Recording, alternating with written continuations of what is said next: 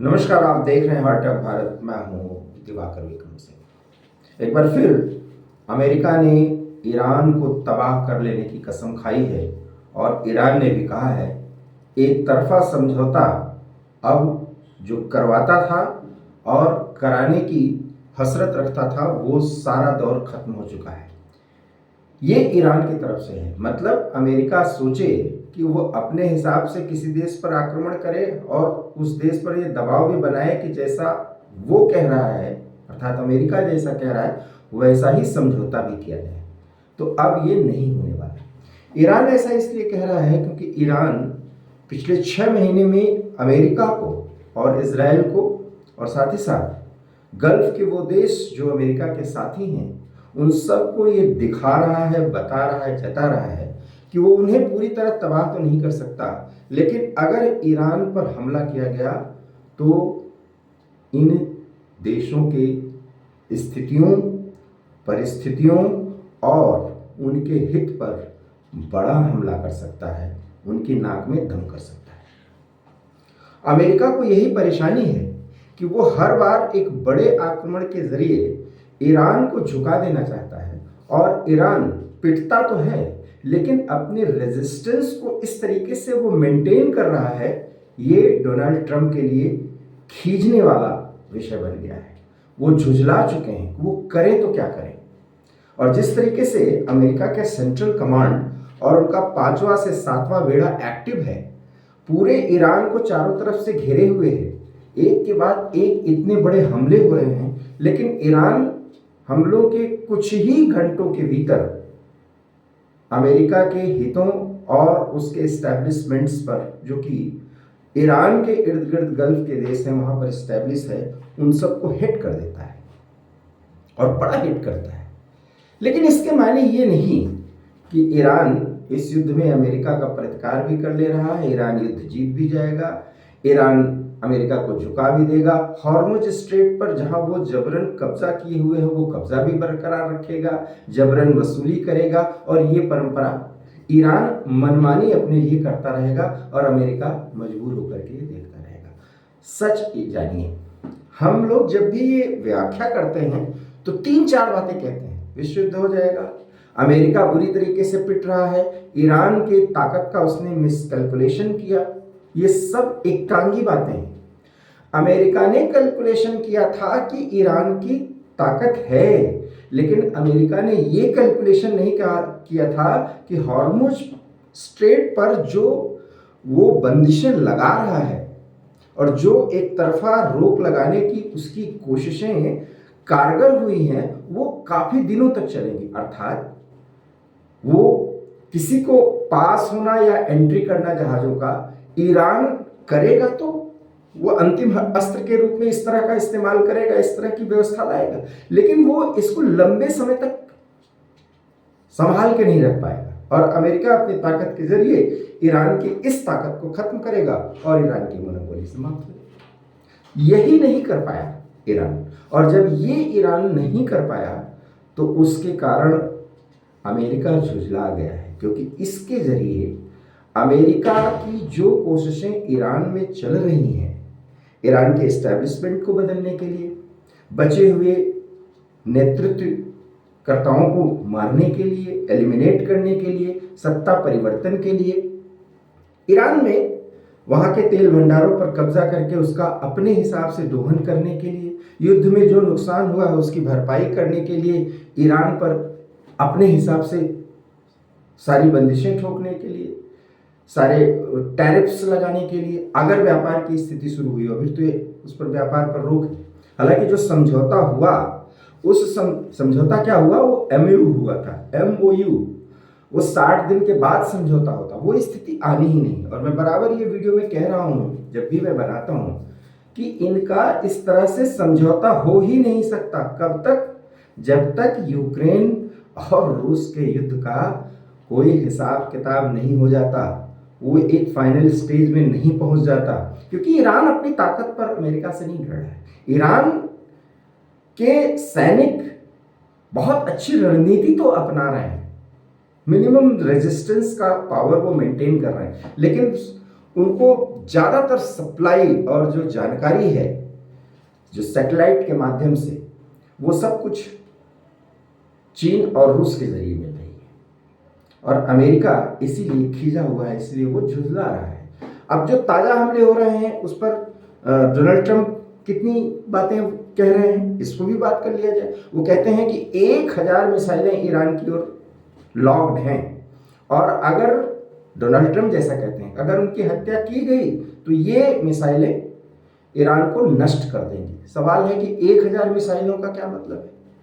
जितने भी तरीके के बॉम्ब्स हो सकते हैं वो ईरान के खिलाफ इस्तेमाल किए हैं ईरान और इजराइल, अमेरिका और इजराइल ने।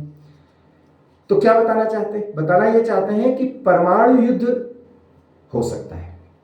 सवाल है कि 1000 प्रक्षेपास्त्र से आप ईरान को क्यों तबाह करेंगे? आपके लिए तो एक प्रक्षेपास्त्र काफी है, 1 या 2 परमाणु बम ईरान के लिए काफी है। तो 1000 मिसाइल लगा करके ईरान को तबाह कर देगा अमेरिका अगर ट्रंप पर अटैक हुआ। ये सारी बातें एक दूसरे को धमकी देने के लिए हैं। ईरान जो अमेरिका को धमकी दे रहा है या अमेरिका जो ईरान को धमकी दे रहा है, ये सब धमकियों के मायने और मतलब समझे जाने चाहिए। ट्रंप की हत्या ईरान ने भले खमेनी के अंतिम संस्कार के समय डेथ टू किल या we want to kill Donald Trump इसके बैनर्स लगाए गए, ये लोगों की मांग है। मुस्तफा खामेनी ने भले कसम खा ली कि हम अपने पिता की मौत का बदला लेंगे, अपने बेटी 14 साल की बेटी के मौत का बदला लेंगे। उनकी भी बच्ची मारी गई, उनके बहन की भी बच्ची मारी गई। सवाल ये है कि ये सब कुछ करेंगे कैसे मुस्तफा? या ईरान पर 1000 मिसाइलें दाग दी जाएंगी तो अभी क्या कम दागी जा रही हैं? तो डोनाल्ड ट्रंप क्या बताना चाह रहे हैं या खमेनी क्या बताना चाह रहे हैं? वास्तव में ये जो अनर्गल तरीके से पूरी दुनिया को परेशान करके रखा जा रहा है ईरान और अमेरिका की आपस की इस लड़ाई में, उसमें सबको शामिल करने के लिए, सबको सिंपैथी गेन करने के लिए नए नए शोषे छोड़े जा रहे हैं। वो कहते हैं हमारी हत्या हो सकती है, लेकिन हत्या हुई तो हम ईरान को बर्बाद कर देंगे, ईरान नाम का देश वजूद में ही नहीं रहेगा। मुस्तफा कहते हैं पिता के हत्या का हम बदला लेंगे। और अभी तो एक श्रद्धांजलि सभा है, उस श्रद्धांजलि सभा में इतने दिन बाद मुस्तफा खामेनी बाकायदा शामिल होंगे। और अगर वैसा हुआ तब ये पहली बार स्पष्ट हुआ कि वो जिंदा हैं, क्योंकि अभी तो ये है कि वो जिंदा हैं या नहीं, और हैं तो वो किस हालात में हैं। कोई कहता है उनके दोनों पैर कट चुके हैं, उनके चेहरे पर बहुत ज़्यादा चोटें आई उस हमले में जब पहली बार किया गया 28 फरवरी के दिन 2026 को जब पहला हमला हुआ जिसमें उनके पिता अली खमेनी मारे गए। ये सारी लड़ाई हॉर्मुज स्ट्रेट के लिए चल रहा है। और मेरी एक बात आप जो भी दर्शक ये वीडियो देख रहे हैं याद रखिएगा, जिसको मैं बराबर कहता रहा कि इस हॉर्मुज स्ट्रेट पर अधिकार को लेकर के ही ये सारी लड़ाई है, क्योंकि अमेरिका को भी पता चल गया है हॉर्मुज स्ट्रेट की कीमत, उसका महत्व। और ईरान ने जिस तरीके से हॉर्मुज स्ट्रेट को बंद करके पूरी दुनिया के सांस को रोक देने का काम किया है, इससे उसके वक्त, उसके जिसको कहते हैं सॉरी टू से सामान्य शब्दों में उसकी औकात बढ़ गई है। उसका सम्मान पूरी दुनिया में डर के मारे ही सही, मुश्किलों के मारे ही सही, उसका सम्मान दुनिया की नज़र में बढ़ जाता है। जैसे ही हॉर्मुज स्ट्रेट बंद करता है तेल के दाम बढ़ने शुरू हो जाते हैं, पूरी दुनिया में हाहाकार मच जाती है और गरीब देशों की तो हालत खराब हो जाती है और सब ईरान ईरान ईरान ईरान। ये बात डोनाल्ड ट्रंप या उनके जो नीति निर्धारक हैं, उनके अधीन काम करने वाले, वो सब समझ रहे हैं। अमेरिकन एडमिनिस्ट्रेशन के लोग वो हॉर्मुज स्ट्रेट पर कब्जा चाहते हैं ताकि पूरी दुनिया उनकी मोनोपोली को माने, उनकी सोच को माने। वो ये चाहते हैं कि हॉर्मुज स्ट्रेट पर ईरान अमेरिका के साथ, अमेरिका के अधीन होकर के और पूरी दुनिया के साथ एक तरीके से दादागिरी का खेल खेले, अपनी कृपा पर दिखाए कि हम पूरी तरीके से आवाजाही को सुनिश्चित करने के लिए ये सब कुछ कर रहे हैं। तो ईरान अपनी औकात बढ़ाना चाहता है, अपनी कीमत बढ़ाना चाहता है दुनिया की नज़र में। अमेरिका उसको अच्छा नहीं लगता तो ईरान को रोकना चाहता है। ये लड़ाई अब इस बात की है, ये खामेनी को बर्बाद करने या इजराइल जो को समाप्त करने की ईरान बात कहता था, इसलिए इजराइल के कहने पे अमेरिका कर रहा है, ऐसा कुछ नहीं। अमेरिका को पता चल चुका है, उसको जो बुशहर शहर या खार्क द्वीप इन सब जगहों पर वो बमबारी करता है या उस पर कब्जा करने की बात करता है, वो तो अब बात की बात है। वो पूरे हॉर्मुज स्ट्रेट पर ईरान का कब्जा समाप्त करवा देना चाहता है, क्योंकि अगर वो ऐसा कर पाया तो ईरान अपने आप ही खत्म। और ईरान ऐसा नहीं होने दे पा रहा है या ऐसा होने देने की स्थिति नहीं बनने दे रहा है, यही अमेरिका की खींच है। और जब तक ये स्थिति रहेगी, लड़ाई होती रहेगी, कितनी बातचीत हो जाए, ये लड़ाई होती रहेगी।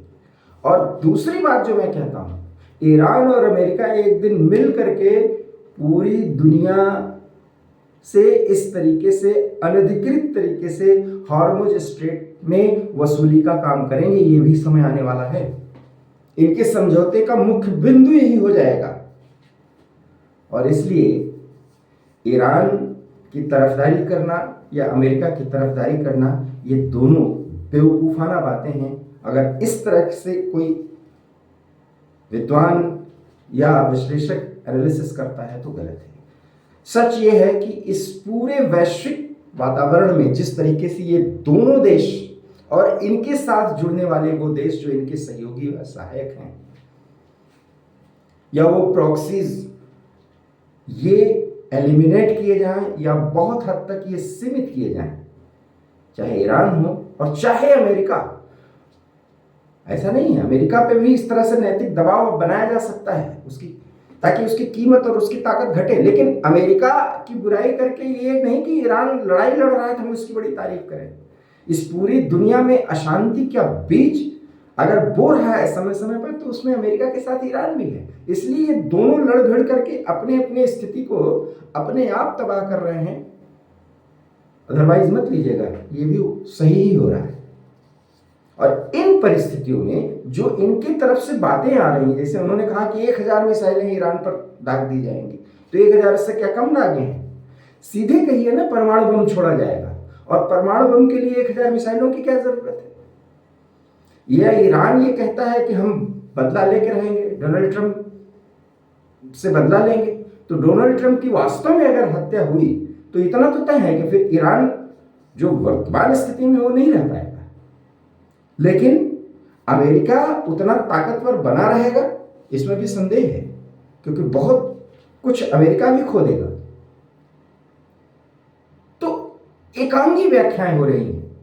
व्याख्या ये होनी चाहिए कि वैश्विक शांति या विश्व की जो ऊर्जा स्थिति है और जो सप्लाई चेन है, उसको बाधित करके कई देशों की समस्या इतनी ज्यादा बढ़ा दे रहे हैं ये दोनों देश लड़ाई करके, कि इससे सिर्फ गल्फ कंट्रीज ही नहीं परेशान है, उनका व्यापार ही नहीं बाधित हो रहा है, या ऊर्जा की संकट कुछ देशों की समस्या नहीं है।